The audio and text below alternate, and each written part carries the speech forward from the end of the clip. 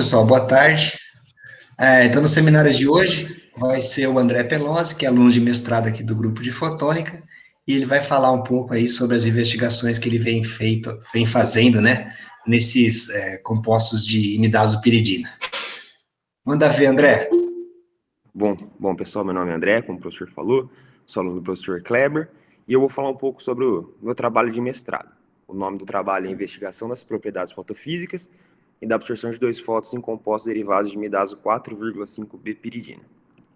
Bom, a minha apresentação ela vai conter uma introdução, que eu vou falar um pouco sobre a motivação, porque a gente utiliza essas moléculas, apresentar os objetivos do trabalho, depois eu vou fazer vou falar um pouquinho sobre a absorção de 2 fótons, apresentar os materiais que foram utilizados, né, nesse trabalho, falar um pouco das técnicas experimentais que a gente utilizou, que a gente empregou para fazer a caracterização desses compostos orgânicos, e por fim vou apresentar os resultados que a gente obteve até então, e falar um pouco das conclusões do trabalho e também as perspectivas futuras para ele. Bom, primeiramente, por que a gente, fazer uma breve motivação, por que a gente trabalha com molécula orgânica, né, nessa área de espectroscopia não linear? Bom, as moléculas orgânicas, elas apresentam uma vantagem interessante com relação aos outros compostos, que é uma síntese versátil, ou seja, a gente consegue sempre manter um core, um núcleo principal de uma estrutura orgânica que a gente está interessado em estudar e adicionar estruturas periféricas a esse núcleo principal. E com essa adição dessas estruturas periféricas, a gente consegue modelar as propriedades espectroscópicas de cada um desses compostos. Isso permite que a gente tenha grandes avanços, né, em várias áreas de tecnologia com o emprego dessas moléculas orgânicas. Porém, né, dentro desse ramo de moléculas orgânicas, a gente tem uma infinidade enorme, né, de possibilidades.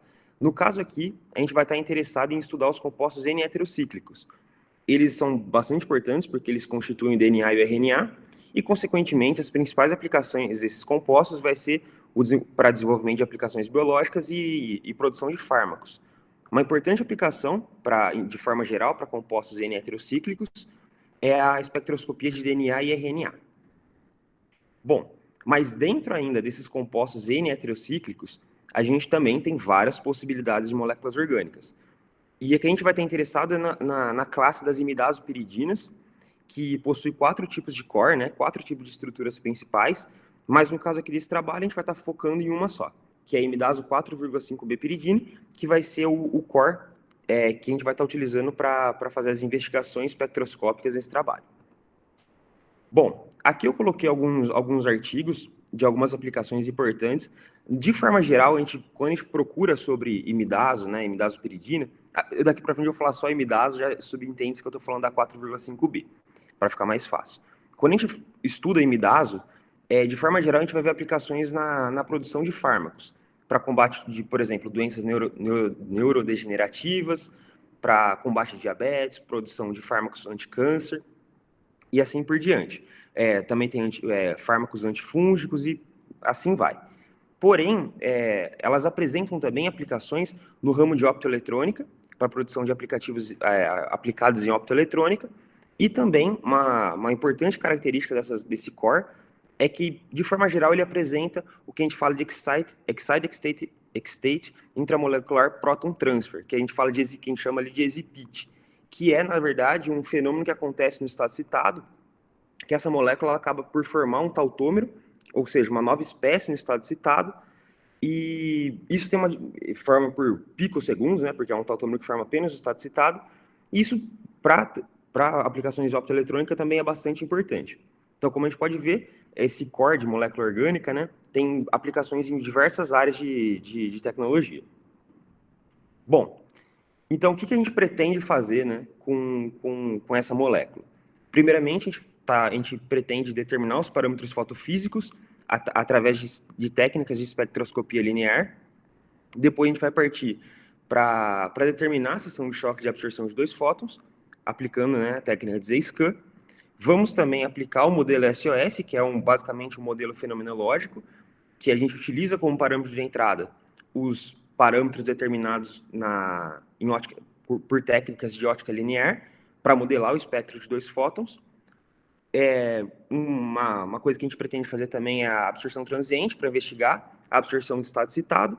Isso é feito a partir de técnica de bombeio e prova, que é o pump and probe.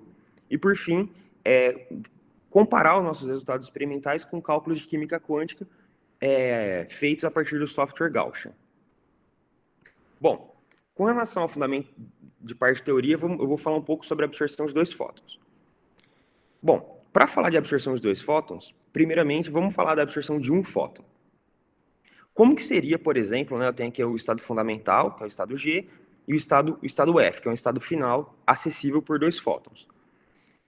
Vamos supor que eu precise de um fóton de 300 nanômetros para transicionar o elétron do estado G para o estado F. Se eu der um fóton de 600 nanômetros, claramente eu não vou ter energia suficiente para realizar a transição, ou seja, o elétron basicamente ele vai sair daqui do estado fundamental, entre aspas, vai até a metade do caminho, ele não vai encontrar nenhum estado real aqui para que ocorra o processo de absorção, ele vai ficar aqui, entre aspas, ali, né, no meio do caminho, em um estado virtual por um tempo de femtosegundos, que pode ser estimado ali pelo princípio de incerteza de Heisenberg, e vai voltar para o estado fundamental, porque a gente não deu energia suficiente para que ele transicionasse para o estado final.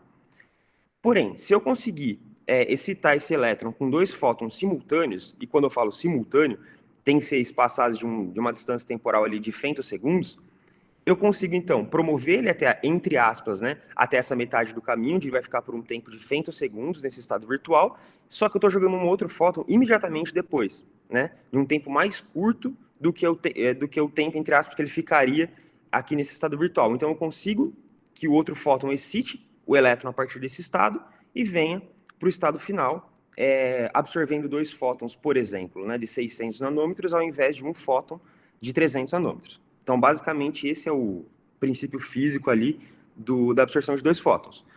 Mas o que a gente está interessado mesmo, com relação a isso, é determinar a seção de choque de absorção de 2 fótons. E para isso, eu vou passar os tópicos principais, a conta é um pouco extensa, eu vou passar entre os tópicos principais do desenvolvimento, mas basicamente a gente utiliza a teoria de perturbação dependente do tempo para determinar a seção de choque de absorção de 2 fótons.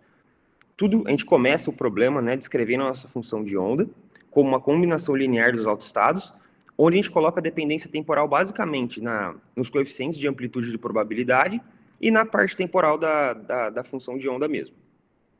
Então, a gente pega a função de onda e substitui na equação de Schrödinger dependente do tempo, onde aqui a gente não vai ainda especificar qual o potencial é esse, mas é um operador de interação dipolar, né? A gente vai ver mais para frente, mas basicamente a gente substitui na equação de Schrödinger, onde a gente tem aqui agora um potencial que depende do tempo. Quando então a gente pega essa equação e substitui aqui, a gente vai ter uma equação diferencial que a gente precisa resolver. Essa equação diferencial, ela não é essa daqui, mas ela vai dar é uma equação um pouco grande, e basicamente a gente multiplica, é um truque bastante comum em mecânica quântica, a gente multiplica por um autoestado ortonormal. Quando a gente fizer isso, multiplicar, né, que esse no caso seria esse psi-m aqui, quando a gente multiplica por um estado ortonormal, vai dar essa delta de Kronecker, né, que vai dar ou 0 para quando o estado M for diferente do estado L, ou 1 quando o estado M for igual ao estado L. E fazendo isso, então, a gente basicamente vai eliminar alguns somatórios que aparecem no desenvolvimento da conta e acaba por ficar somente com, por exemplo, esse coeficiente de amplitude de probabilidade do estado M. Então, daqui para cá tem uma certa álgebra, mas basicamente é multiplicar por um estado autonormal. Então, basicamente, a gente chega nessa equação aqui, só que sem esse lambda aqui. Esse lambda aqui a gente coloca na mão mesmo, para que a gente possa ter uma solução analítica para esse problema.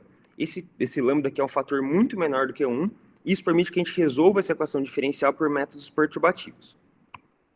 Bom, então quando a gente resolve, né, quando a gente propõe então uma solução analítica, né, para o problema, que é por soluções por métodos perturbativos, a gente então substitui esse ansatz na equação diferencial que a gente tem até então, e obtém essa equação diferencial aqui. Essa aqui é a equação que a gente vai estar desenvolvendo para estudar os processos tanto de um fóton, 2 fótons e assim por diante. Porque, no caso aqui, esse coeficiente aqui, né, esse fator aqui, não é um expoente, é só para indicar a ordem do processo. Se esse processo aqui for de um fóton, é porque o N aqui é igual a 1. Se a gente estiver interessado em processos de 2 fótons, esse N aqui vai ser igual a 2. Mas como a gente pode ver, se eu quiser determinar, a gente está interessado em determinar esses coeficientes para o processo de 2 fótons. Mas como a gente pode ver, aqui a gente tem que determinar, então, primeiro para o de 1 fóton, porque tem essa dependência com o coeficiente de ordem N-1.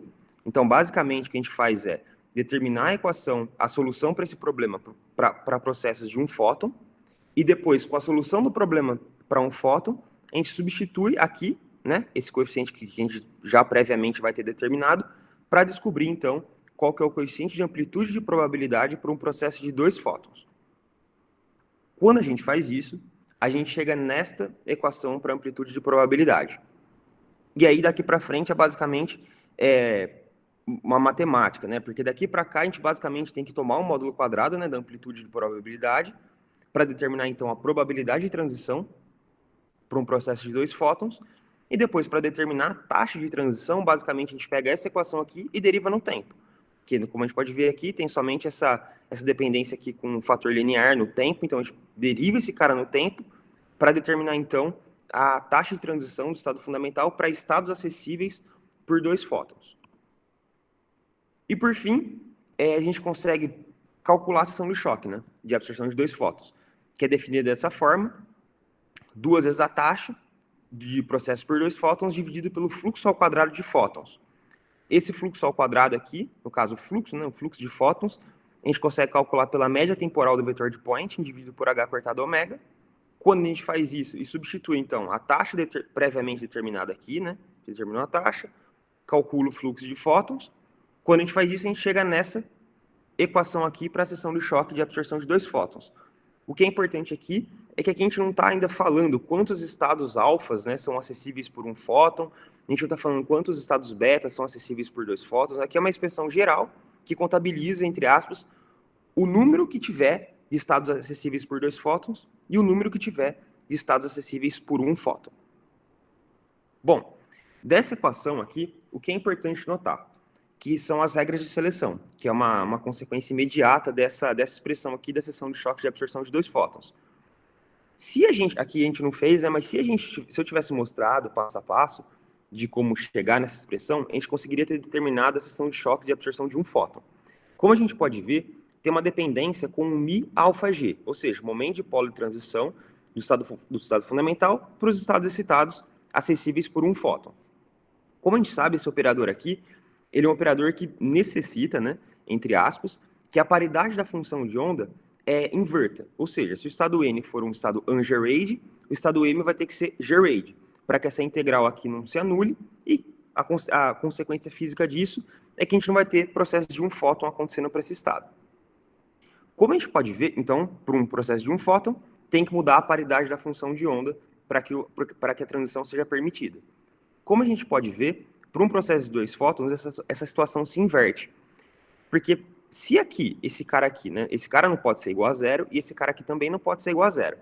Mas se o G tem que ser diferente de alfa e o alfa tem que ser diferente de beta, a única forma disso daqui diferente que eu falo é a paridade ser oposta, né? Se a paridade de G tem que ser oposta de alfa e a de alfa tem que ser oposta de beta, o único jeito disso acontecer é se a paridade de beta for igual à paridade do G. Ou seja, a paridade do estado fundamental tem que ser igual à paridade do estado final que a gente está acessando por 2 fótons. Isso aqui é bastante importante quando a gente for analisar os espectros de 1 fóton e 2 fótons, porque basicamente o que vai acontecer é, onde tiver uma banda de 1 fóton com um valor alto de absorção, geralmente nessas regiões eu vou ter um valor baixo de absorção de 2 fótons.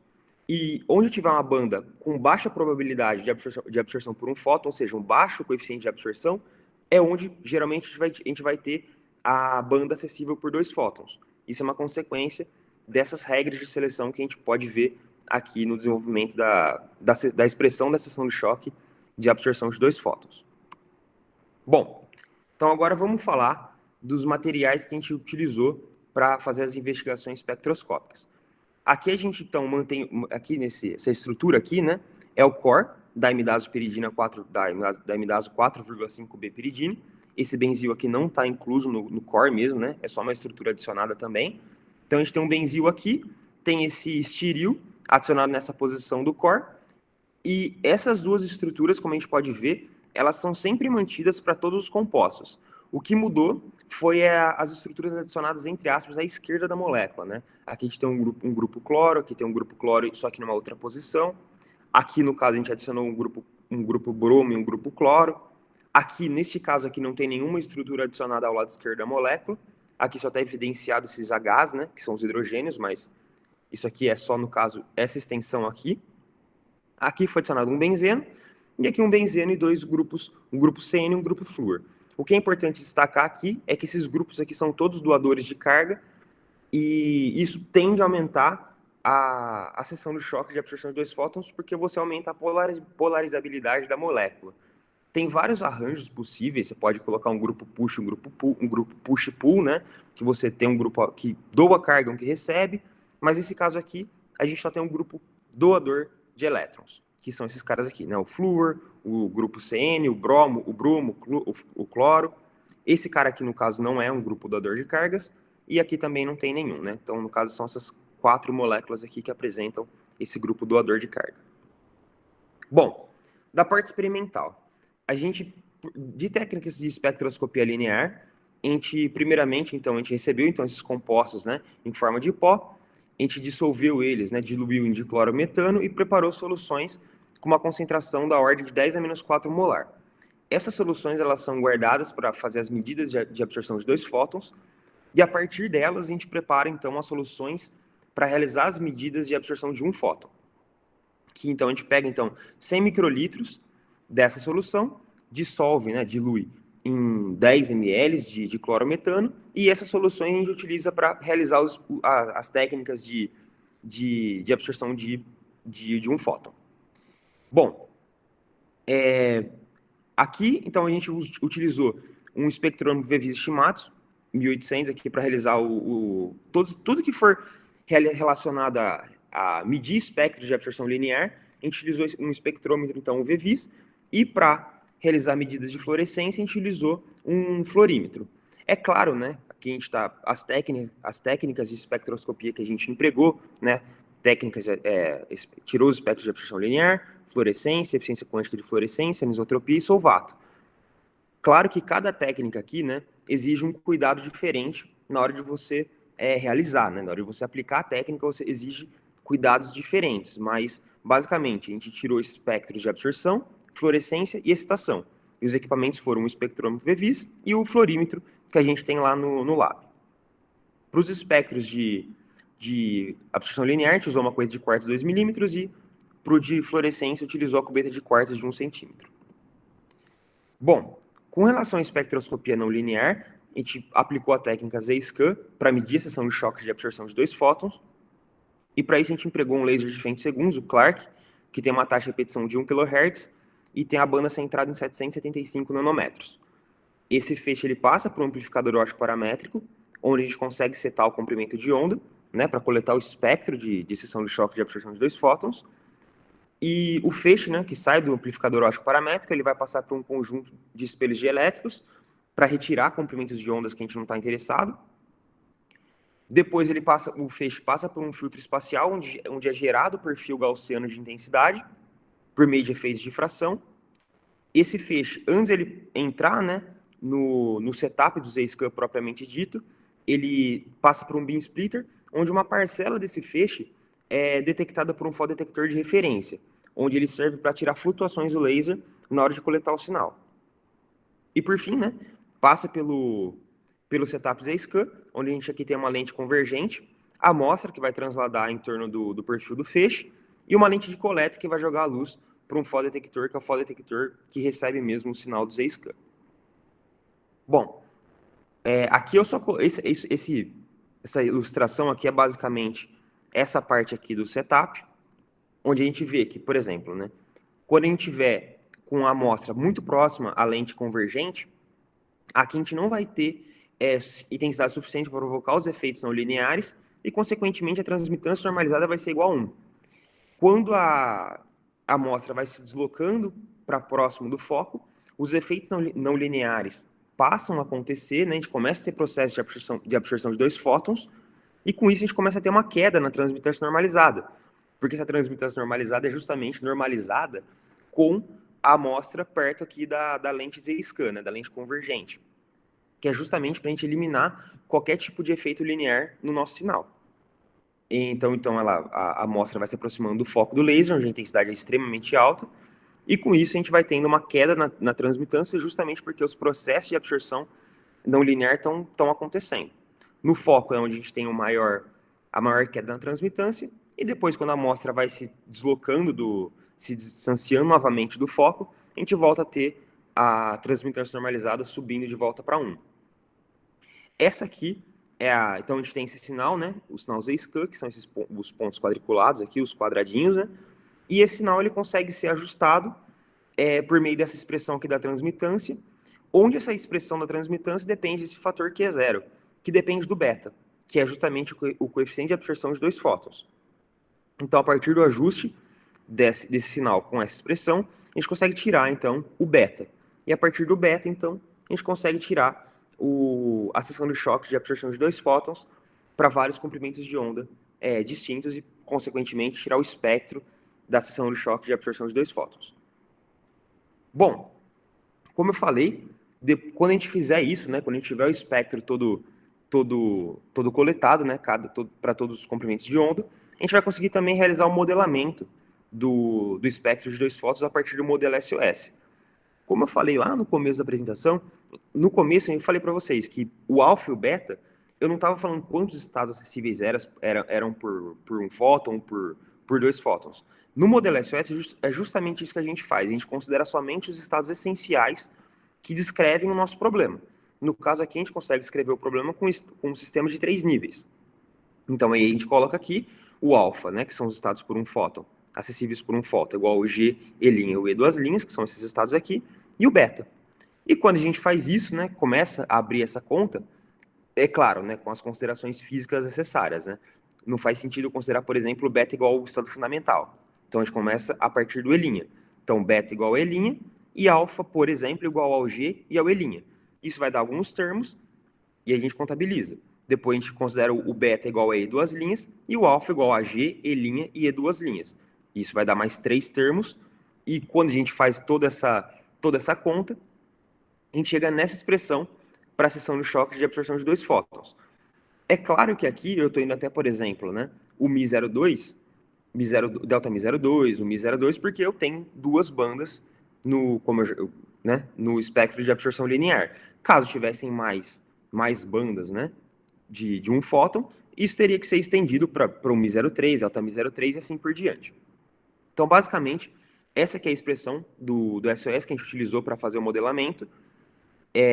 Esse L aqui, né? Então, para a descrição desses parâmetros, né? O L é o fator de correção de campo local, o Ni e GF são as frequências de transição de cada uma das bandas, o N é o índice de refração, o G é a largura de linha a meia altura, que pode ser também um parâmetro determinado a partir do modelamento. O Mi01 é determinado a partir, por exemplo, da decomposição gaussiana. Delta Mi0i, né? Esse I aqui, no caso, seria o 1 e 2, né? Que está aqui e aqui. É determinado a partir de várias técnicas de espectroscopia linear, que a gente vai falar mais para frente. E, por fim, então, com todos esses parâmetros de entrada, o único parâmetro livre que a gente tem para realizar o ajuste vai ser o Mi12, que é o parâmetro, entre aspas, de ajuste do nosso modelo SOS, no caso dessas moléculas aqui. Então, por fim, vamos agora entrar nos resultados. Então, primeiramente, né, a gente determinou os espectros de absorção e fluorescência. Nos espectros de absorção, a gente percebe a presença de aqui sempre vou mostrar depois todos, né? Mas a gente sempre vai ter 2 bandas, uma localizada em aproximadamente 270 nanômetros e uma centralizada mais ou menos em 350 nanômetros. A gente obteve um Stoke Shift razoável, aproximadamente 60 nanômetros, o que é legal para, por exemplo, aplicações de bioprobe, tem um Stoke Shift de pelo menos aí uns 60 nanômetros. E o que foi curioso aqui nesse caso é que, no caso da molécula 11A, foi justamente a que apresentou o maior valor de epsilon, né, de absorptividade molar, que foi de 45,5 vezes 10 acho que aqui está errado, vezes a terceira, e é justamente aqui não tinha nenhum grupo push-pull adicionado à estrutura. As outras todas ficaram mais ou menos na mesma ordem, mas a que mais teve contribuição, né, que teve o maior valor de epsilon nessa banda aqui de 350, foi justamente a 11A. O que também foi feito foram as medidas de eficiência quântica de fluorescência, foi feito pelo método de Browner, referenciado, e a gente utilizou umas moléculas de purina para realizar essa medida de eficiência quântica, que ela tinha uns espectros parecidos com as moléculas que a gente está trabalhando, e as eficiências quânticas que a gente obteve foram essas. Como a gente pode ver, foram valores baixos de eficiência quântica de fluorescência. A que mais deu eficiência quântica de fluorescência foi justamente a 13A e a 14A, que foram essas duas aqui. Essas duas moléculas aqui apresentaram os maiores valores de eficiência quântica de fluorescência, e a semelhança entre elas é que as duas apresentam esse benzeno ligado nessa posição do core, o que pode indicar, por exemplo, né, que esse benzeno aqui ligado a essa posição pode ser importante para contribuir o decaimento radiativo do elétron por estado fundamental. Bom, com os espectros de absorção de um fóton ainda, a gente conseguiu realizar as decomposições gaussianas para determinar, então, o μ01 e o μ02. O μ01 e o μ02 é determinado a partir dessa expressão aqui, onde aqui é justamente a área, né, do espectro de absorção, e no caso aqui, se a gente estiver falando do μ01, a gente vai ter que pegar a área que equivale à banda a primeira banda, né, a banda de menor energia. E para o μ02, a gente vai ter que pegar a banda de maior energia. Então, a gente decompõe o espectro de um fóton e soma, né, as gaussianas que correspondem a cada uma das bandas. É claro que aqui eu não tenho, entre aspas, uma consideração muito física. Aqui eu não estou falando que tem duas bandas, duas contribuições vibracionais para dar essa banda. É simplesmente o número de gaussianas necessários para eu realizar o fitting do espectro de um fóton. Então, aqui no caso, foi necessário utilizar duas bandas, né, duas gaussianas para fitar a primeira banda, aí veio essa outra gaussiana aqui para fitar a segunda banda e assim por diante. Então, fazendo isso, a gente obteve o μ01 e o μ02 para todas as moléculas.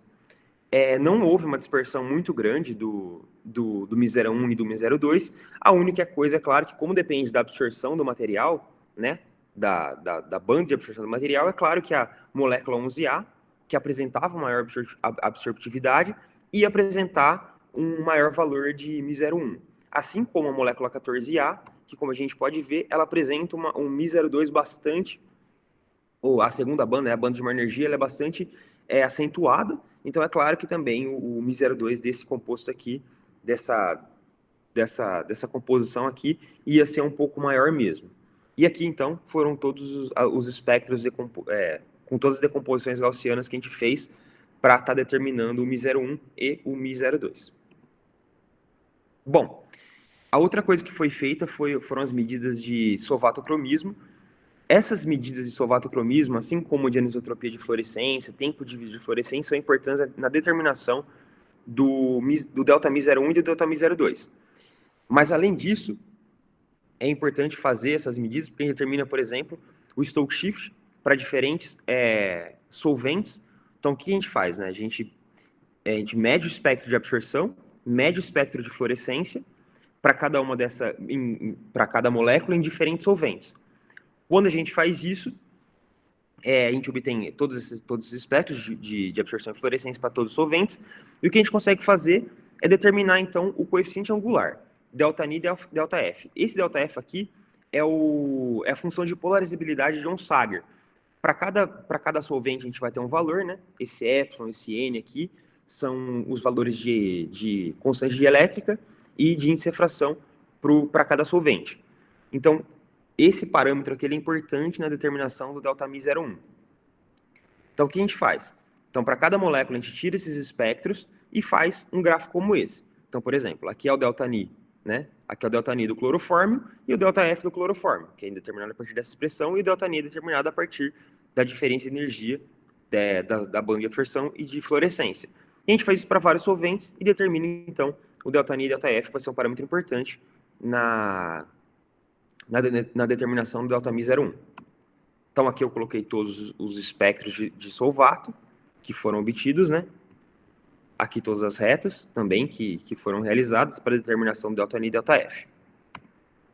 Bom, a outra coisa que foi feita foram feitas medidas de anisotropia de fluorescência.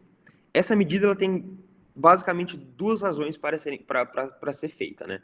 A primeira razão é que eu vou precisar desse coeficiente de anisotropia aqui para determinar o ΔMi01 e, consequentemente, o ΔMi02, mas também, no nosso caso aqui, como a gente pode ver, a gente tem contribuições, né, tem progressões vibracionais dentro da banda de absorção de um fóton. Essa medida de anisotropia, ela é importante nesses casos porque se a gente obtém um platô aqui dentro da banda de absorção de um fóton, isso vai indicar que a gente está sempre acessando o mesmo estado eletrônico. E se a gente está sempre acessando o mesmo estado eletrônico, eu tenho a certeza, né, que essas contribuições, né, esses ombrinhos aqui, são sempre progressões vibracionais e não sobreposições de mais de uma banda, por exemplo, eletrônica. Isso é importante, no caso, porque, como a gente viu lá, a gente teve que fazer as decomposições. E para eu ter certeza que aquelas decomposições, né, que aquelas bandas são eletrônicas mesmo, foi importante fazer essas medidas de anisotropia. Bom, o que a gente observa aqui é que para as moléculas que... Deixa eu já colocar aqui, né? Para as moléculas que a gente tem um grupo push, né, grupo doador de carga, a gente obteve uma anisotropia de aproximadamente 0,17, 0,17, 0,18, 0,18. E para as duas moléculas que não tinham o grupo doador de carga, que no caso é a 13A e a 11A, a gente obteve um valor de anisotropia um pouco menor, 0,11 e 0,12. Bom, o próximo passo, então, foi determinar também os tempos de vida radiativo e com as medidas de eficiência quântica de fluorescência, a gente conseguiu determinar, então, o tempo de vida de fluorescência, que é simplesmente o produto, né? Então, com a equação de Strickler-Berg, a gente determinou o tempo de vida radiativo e com o produto com a eficiência quântica de fluorescência, a gente determina o tempo de vida de fluorescência. Por que a gente fez, então, né, esse método? Para quem está mais tempo no grupo, a gente sabe que a gente geralmente, para medir o tempo de vida de fluorescência, a gente utiliza um laser normal, né, excita o composto e coleta o sinal de fluorescência no osciloscópio. Porém, o tempo de vida de fluorescência dessas moléculas era muito baixo, era muito rápido. Era na ordem de 100, 200 picosegundos. Isso impossibilita, pela eletrônica, né, que a gente tem lá no laboratório, de determinar, então, o decaimento radiativo. Então, a gente teve que tentar achar um outro método de determinar o tempo de vida de fluorescência. E para isso a gente usou a equação de Strickler-Berg, que está mostrada aqui. Ela não dá o tempo de vida de fluorescência diretamente, ela vai dar a taxa de decaimento radiativo, que é o inverso do tempo de vida radiativo, e basicamente a gente precisa do espectro de fluorescência, o pico do espectro de fluorescência e do espectro de absorção. Então, com essas duas coisas, a gente consegue determinar a taxa radiativa, consequentemente a gente determina o tempo radiativo, determina o tempo de fluorescência a partir do produto desses dois caras, e depois, consequentemente, né, com o tempo de fluorescência e com os tempos radiativos, a gente consegue determinar também os tempos não radiativos, que estão mostrados nessa tabela aqui. Como a gente pode ver, os tempos de fluorescência foram bem rápidos mesmo, né, 100, 130 picosegundos, e, consequentemente, né, a taxa não radiativa ela vai ser muito maior do que a taxa radiativa para todos os compostos. É sempre muito maior a não radiativa do que a radiativa, indicando que esses compostos, eles têm, preferencialmente, voltam para o estado fundamental, não emitindo luz. Aqui, então, foi todos os gráficos, né, para obtenção das taxas radiativas para todos os compostos. Bom, então, agora juntando tudo isso que eu falei até agora, né, para determinar, como eu falei, o ΔMi01 e o ΔMi02. O ΔMi01, ele é determinado a partir dessa expressão aqui, que é a equação de Lippert-Mataga. Como a gente pode ver, a gente tem essa relaçãozinha aqui, né, ΔN e ΔF, que foi o que eu falei, que a gente determinou a partir daquelas retas do solvato. Tem também aqui a velocidade da luz, constante de Planck, o ΔMi01 que a gente quer, e tem o raio cúbico. Esse raio cúbico a gente não consegue medir ele diretamente, então a gente vai lá e usa a equação de Smoluchowski-Einstein, que relaciona o volume hidrodinâmico, ou seja, o volume que a molécula ocupa em torno do solvente, com todos esses parâmetros espectroscópicos, tempo de vida de fluorescência e anisotropia, que foram as duas coisas que a gente precisou fazer, então, para determinar esse volume hidrodinâmico. Então, com a anisotropia e com o tempo de fluorescência, a gente determina o raio cúbico, consegue então colocar aqui e, por fim, determinar o ΔMi01. A outra coisa que foi feita, então, a partir do ΔMi01, utilizando essa equaçãozinha aqui, a gente consegue determinar o ΔMi02. Primeiramente, então, vamos lá. Esse ΔNi A aqui, como aqui envolve estados excitados, né? Por exemplo, eu poderia determinar o ΔMi02 aqui. Então, aqui não faria sentido envolver a fluorescência, né, nessa equação, porque eu estou com o ΔMi02 estado excitado, a gente supõe que ele não tem a contribuição na fluorescência. Então, esse cara aqui, ao invés de ser o Stokes shift, ele é simplesmente o pico de absorção para um determinado solvente. Então, aqui é o valor em energia da absorção, do pico de absorção no cloroforme, no diclorometano, no THF e assim por diante. E aqui é o F normal mesmo, da função de polaridade de Onsager. Então, o que a gente faz? Com o ΔMi01, a gente determina o Mi00, né? A gente sabe o valor do ΔMi01, determina o Mi00. Com o Mi00, a gente determina, por exemplo, o ΔMi02. A gente não vai determinar o ΔMi03, 04, porque a gente não tem essas bandas no nosso espectro de absorção linear. Então, aqui foram os resultados que a gente obteve, né? Aqui foram os valores de raio cúbico obtidos a partir dessa equação, e que são os valores de raio cúbico obtidos a partir do Gaussian, né? A partir de cálculos de química quântica. A gente obteve valores bastante próximos para as moléculas, dentro de um erro, né? E o que mostra uma boa validade dos nossos cálculos, dos nossos experimentos. Também deu para comparar o ΔMi01 com o ΔMi01 obtido, teoricamente, a partir do Gaussian, né? E também foram valores bastante próximos para todas as moléculas. E também o ΔMi02, que no caso a gente não tem um valor de comparação com o Gaussian, mas também teve uma dispersão baixa dos valores de ΔMi02, o que é um bom indicativo. E também aqui está expressados os valores de Mi00, que foram, entre aspas, né, que a gente determinou antes de determinar o ΔMi02. Todos esses parâmetros aqui são importantes também, além de ser uma caracterização espectroscópica dos nossos materiais, eles são importantes também para o modelamento do espectro de 2 fótons. Bom, então, de espectroscopia linear foi isso, e o que a gente fez também foi determinar a seção de choque, né, de 2 fótons. Para isso a gente utilizou a técnica Z-scan, como eu falei, então aqui é um exemplo, né, de 3 sinais Z-scan para 3 diferentes comprimentos de onda, onde a gente fita e determina, né, a partir do fitting, determina o beta, que é o coeficiente de absorção de 2 fótons, e a partir dele a gente determina, então, o espectro da seção de choque de absorção de 2 fótons. Aqui eu coloquei, então, só um exemplo para todas as moléculas. E, por fim, aqui, o espectro de 2 fótons com o de 1 fóton. Primeira coisa que é importante notar, que foi o que eu falei lá no começo. Aqui a gente tem a banda de 1 fóton, né? Como a gente pode ver, tem um valor de epsilon bastante alto, e a seção de choque de 2 fótons nessa região é bem baixa. Isso é por causa daquelas regras de seleção que eu falei lá no começo. E aqui também, né? Aqui tem uma banda bastante pouco acessível por 1 fóton, e a banda por 2 fótons aqui no caso é bastante acessível. Então aqui esses pontos aqui são os pontos experimentais determinados a partir da técnica Z-scan. A linha vermelha é o modelamento SOS, que, como a gente pode ver aqui nessa tabela, aqui eu coloquei então, por exemplo, né, o Mi01 do SOS e o Mi01 experimental. Se a gente olhar aqui na comparação de todos esses parâmetros aqui utilizados para determinação do modelo SOS, a gente vai perceber que a gente teve uma boa concordância dos valores obtidos experimentalmente e dos valores que ajustavam melhor o nosso espectro de 2 fótons, indicando também que o que a gente está obtendo experimentalmente condiz com o que a gente desenvolveu naquela teoria de perturbação dependente do tempo e etc. Aqui, de novo, né, é a expressão utilizada para realizar o fitting, o modelamento de 2 fótons.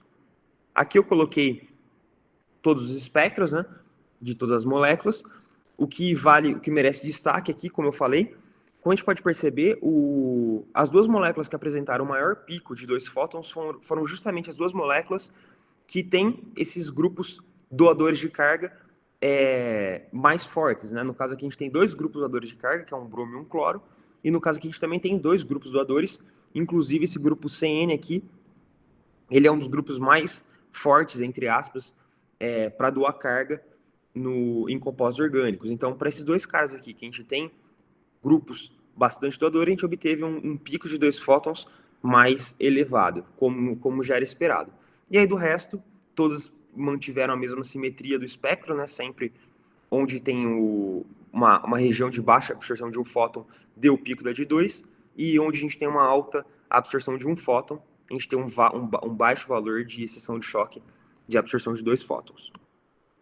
E por fim, a última coisa que foi feita foi a determinação do brightness, que é o produto da seção de choque de absorção de 2 fótons com a eficiência quântica de fluorescência. Esse aqui é um parâmetro importante para quantificar, né, se a molécula é boa para ser utilizada como bioprobe, por exemplo.